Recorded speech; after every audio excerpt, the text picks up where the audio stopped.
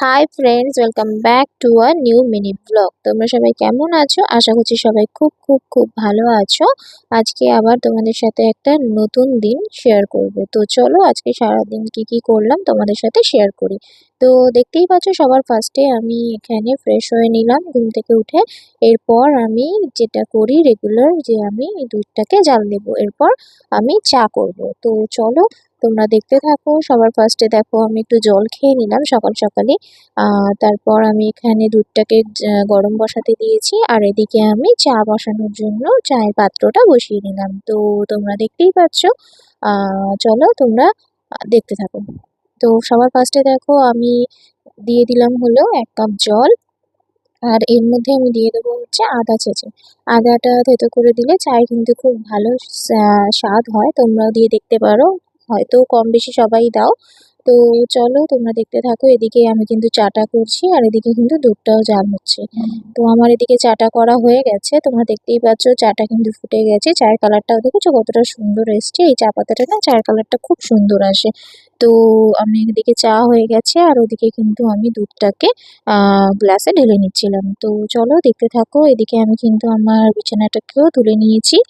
তো এবার চলো আমি রান্না বান্না করব। তার আগে দেখিয়ে নিচ্ছি আজকে আমাদের রান্না হতে চলেছে কিন্তু এঁচোড়। তো এখানে আমি একটু খেয়ে নিচ্ছিলাম হচ্ছে হরলিক্সটা। হরলিক্সটা খেয়ে আজকে তোমাদের সাথে একটা জিনিস শেয়ার করব, যেটা হলো আমের আচার। আচার ঠিক নয়, চাটনির মতোই, বাট ওটা আচার স্টাইলে হবে। তো এদিকে দেখো আমি সকাল সকাল খাওয়ার জন্য ভেজে নিচ্ছিলাম পটল।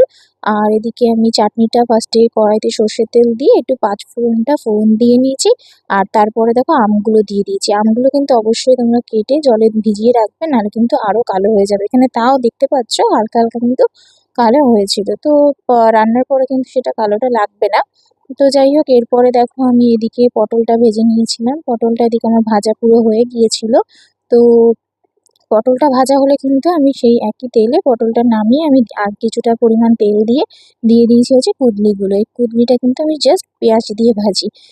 তোমাদের ওখানে কুদলিকে কে কি বলো আমাকে কমেন্ট করে জানিও। অনেকে কিন্তু ওই কুদলিকে অনেক নামে বলে। তো তোমরা কে কি বলো সেটা কিন্তু আমাকে একটা কমেন্টে জানিও। তো দেখো এখানে আমার আমের চাটনিটা হয়ে গেছে। আমের চাটনিতে কিন্তু আমি একটা স্পেশাল মশলা দিয়েছি, যেটা আমি আগে কিন্তু তেলে গুঁড়ো করে নিয়েছিলাম, তারপরে কিন্তু সে মশলাটা দিয়েছি। এদিকে দেখো আমি আজকে রান্না করবো হচ্ছে ঝিঙে আলু। ঝিঙে আলুর একটা তরকারি রান্না করব। তার জন্য দেখো কড়াইতে তেল দিয়ে আমি একটু কালো জিরে সম্বার দিয়ে নিয়েছি, আর দিয়ে দিয়েছি হচ্ছে রসুন। রসুনটা সম্বার দিলে বেশ একটা আলাদা টেস্ট হয়, আলাদা একটা সেন্ট বেরোয়। তো আমার খুব